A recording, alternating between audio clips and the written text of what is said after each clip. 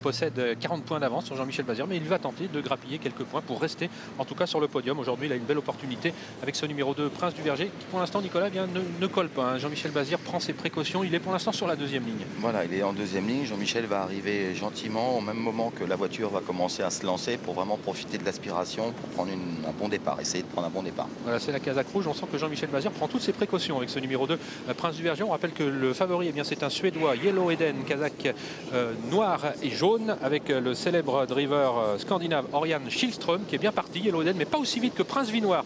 Le numéro 4, Prince du Verger, s'est montré assez lent. Il est en 7-8e position. Départ ultra rapide de Prince Vinoir. On est très bien parti également avec Récy Geloka, alors qu'à l'extérieur, Locomotion M, casaque toute blanche, a un petit peu de mal. Yellow Eden est très bien parti. Et on notera que c'est Rocket Power pour l'instant qui ferme la marche avec Zatan Blue, le numéro 17. Prince Vinoir qui a pris donc la direction des opérations. Récy Geloka est en deuxième position. On aperçoit ensuite côté corde Quick Virville, un Récy Geloka, Nicolas, qui est obligé pour l'instant d'effectuer les grands extérieurs. C'est la casaque verte. Avec son numéro 6, il a été un petit peu lent à mettre en jambe. Donc là, il ne bénéficie pas d'un bon parcours parce qu'il est obligé de progresser en troisième épaisseur.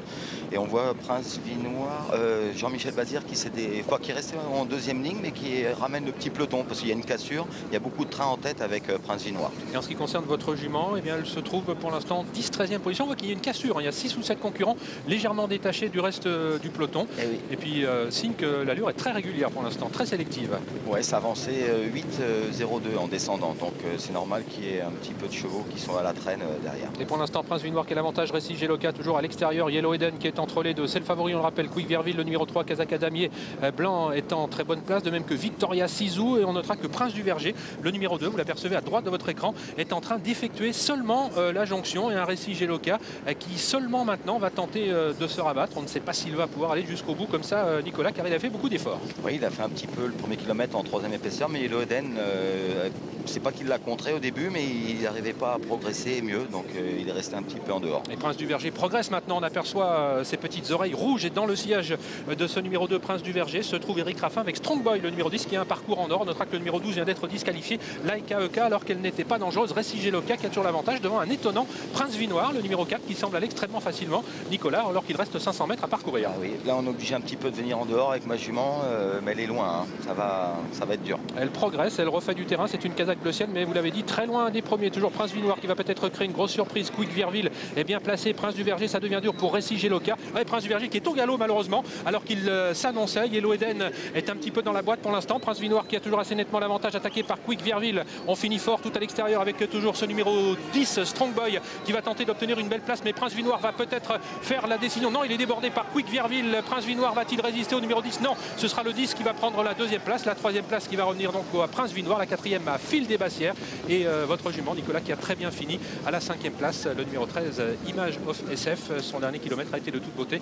Malheureusement, elle se trouvait tout de même un peu loin du groupe de tête dans une course sans concession. On est allé très vite. Un Quick Virville qui a eu un très bon parcours. Ah oui. Une nouvelle fois, illustration a été donnée. C'est encore un concurrent de la première ligne qui s'impose. Cela rehausse la performance de Strong Boy, le numéro 10, qui prend la deuxième place. Prince Vinoir est troisième. Un gros outsider à la quatrième place, Phil Desbassières, et Image of SF qui prend donc cette cinquième place que convoitait également Victoria Sizou, le numéro 1. Locomotive OM à la corde.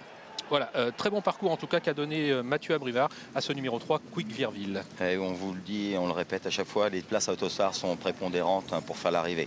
Donc avec le numéro 3, Mathieu a un super parcours derrière la tête. Voilà, il y a 8 ans, il n'avait encore jamais triomphé à Vincennes, ce Quick Virville. Il est vrai qu'il n'avait que très peu couru dans la capitale, à 10 reprises seulement. Et regardez, il suit pour l'instant Prince Vinoir. Bon, dans ces cas-là, Nicolas, il y a deux opportunités. Soit Prince Vinoir vous amène le plus loin possible et on peut se décaler, soit Prince Vinoir cède.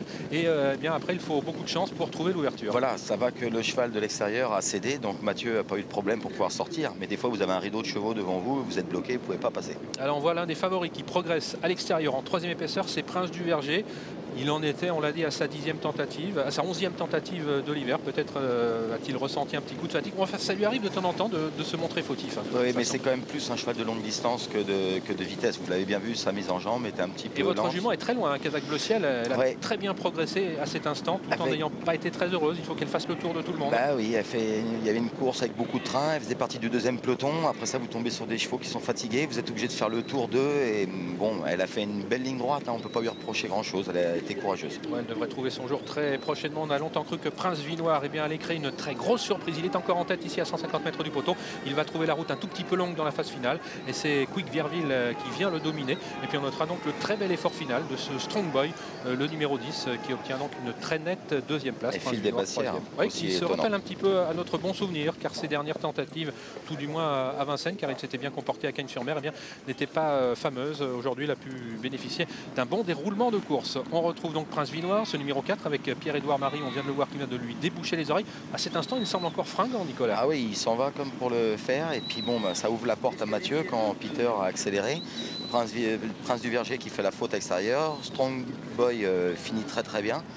Bon, Phil Desbassières aussi à la corde. Image, on la voit à l'extérieur. Bon, Mathieu a eu le parcours de rêve. Alors après donc Prince du Verger, une autre déception dans la course, c'est Récigé Locarne. Ne lui en veut pas car il a beaucoup donné lui aussi durant l'hiver et il n'a pas eu un très bon parcours. On l'a vu dans la première partie de celui-ci.